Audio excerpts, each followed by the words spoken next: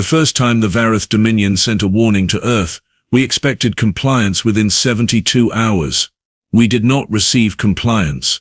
We received a meme. I, Admiral Kross of the 7th Vareth Armada, am still not entirely sure what a meme is, but our translation unit described it as, quote, a humorous image conveying mockery. The image showed a small round Earth creature, a cat, apparently, sitting inside a cardboard box, staring directly at our fleet's transmission frequency. Beneath the image were the words, "Bring it." Our entire command bridge went silent. Commander Threx leaned toward me, his secondary eyes blinking slowly. "Sir, did they just challenge us?" I stared at the screen. "Apparently." Threx cleared his throat. "Should we respond?" "Yes," I said. "Send them our full military dossier. Every ship count. Every weapon specification. Every confirmed planetary conquest across 14 star systems. Let them understand exactly what they are dealing with." We sent the dossier. They responded in 4 minutes. 4 minutes. It was another image. This time, a human male in what appeared to be a sleeveless shirt, pointing finger guns at our fleet coordinates. The words beneath read, "Cool story, bro. I want to be very clear. The Vareth Dominion has subjugated 41 civilizations. 41. Not one of them responded to our military dossier with finger guns. Not one. My name is Admiral Kross, and I had been assigned the Earth campaign because my superiors considered it a routine operation. Easy work for a decorated officer. A small rocky planet with primitive kinetic weapons, no faster-than-light capability, and a species that, according to our intelligence reports, spent a significant portion of its time arguing with strangers on the internet. They fight with each other constantly. Intelligence Officer Var had told me during the briefing. Divided nations. Divided politics. Divided everything. When we arrive with a unified fleet, they will fold within days. I had nodded confidently. I had sipped my nutrient broth with the calm demeanor of a military officer who absolutely has everything under control. Reader, I did not have everything under control. Day 1 of the campaign began with our standard opening, a full-scale broadcast across every human communication frequency, declaring Earth a territory of the Vareth Dominion, demanding immediate disarmament, and offering a generous 30-day window for peaceful transition. Very reasonable, very standard, very professional. The humans scheduled a UN emergency session. We monitored the session from orbit. The translation was rough, but workable. The humans did not spend the session debating whether to surrender. They spent the session debating which of them got to be in charge of not surrendering, for 11 hours.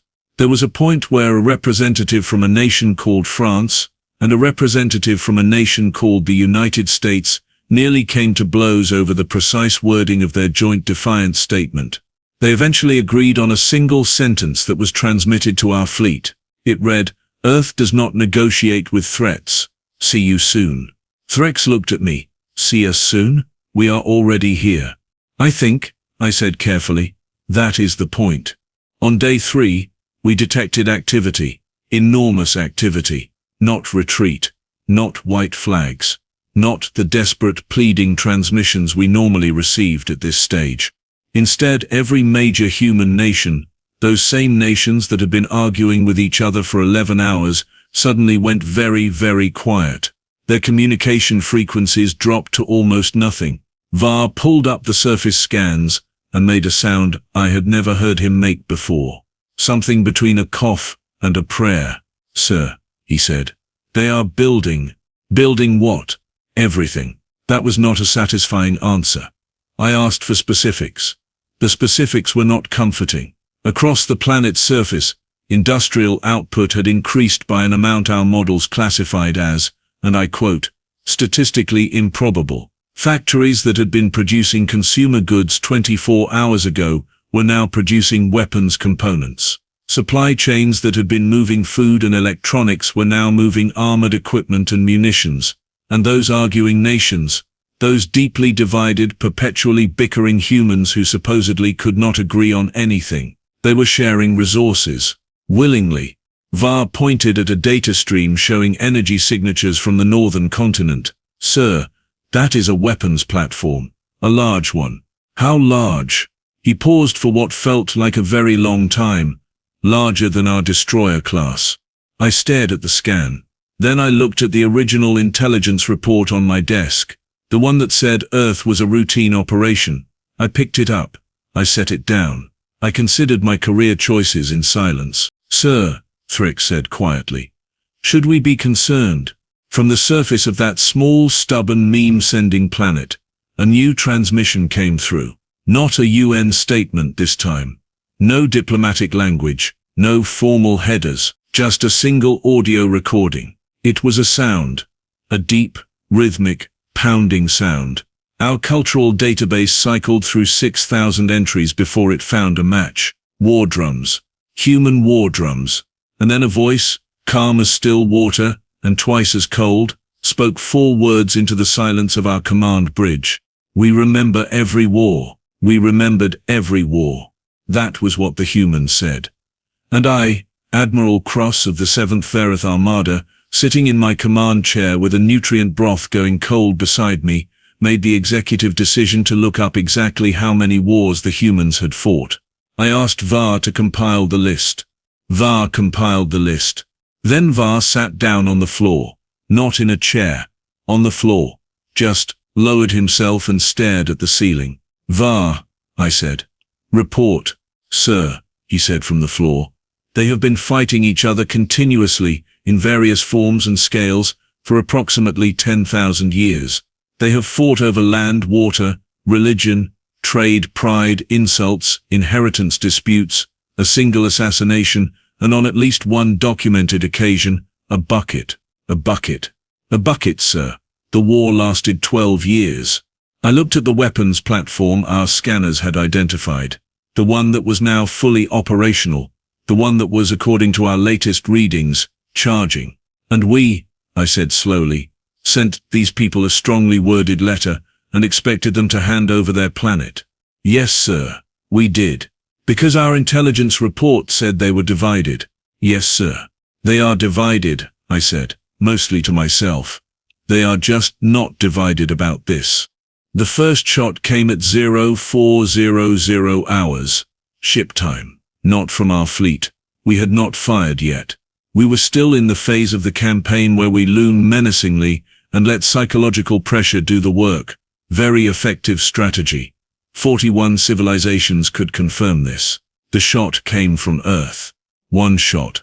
A single kinetic slug, launched from that weapons platform on the northern continent, traveling at a velocity our targeting systems initially flagged as a sensor error because nothing that primitive should be moving that fast.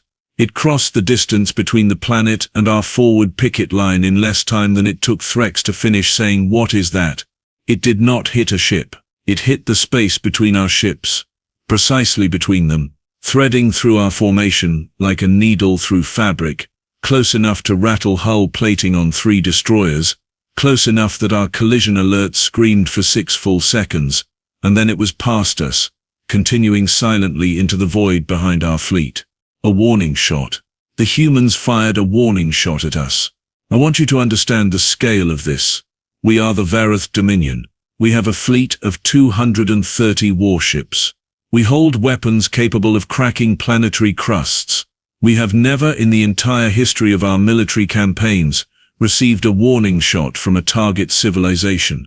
We are the ones who fire warning shots. That is our thing. That is what we do. And now some species that evolved on a single planet and once fought a 12-year war over a bucket had just fired one back. Threx turned to me with an expression I can only describe as existentially uncertain. Sir, what do we do? I stopped. I genuinely did not know. We hail them. We hail them? We hail them. The human who answered our hail was not a diplomat. I could tell because a diplomat would have been wearing something formal and sitting in an official looking room. This human was sitting in what appeared to be a military command center, surrounded by other humans in matching uniforms, all of whom were watching our transmission with expressions that ranged from focused to mildly entertained. Her name, she told us, was General Mira Dolan.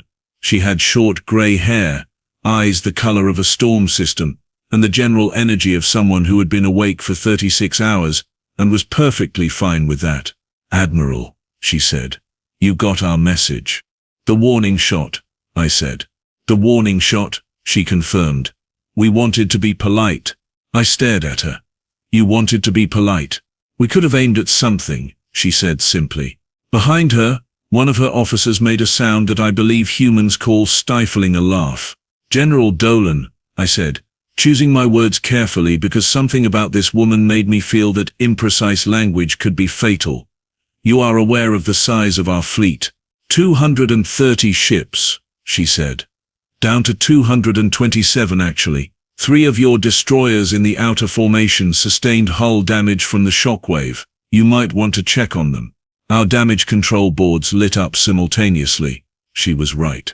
The woman had fired a warning shot and still managed to damage 3 of our ships. I heard Var make that floor-sitting sound again.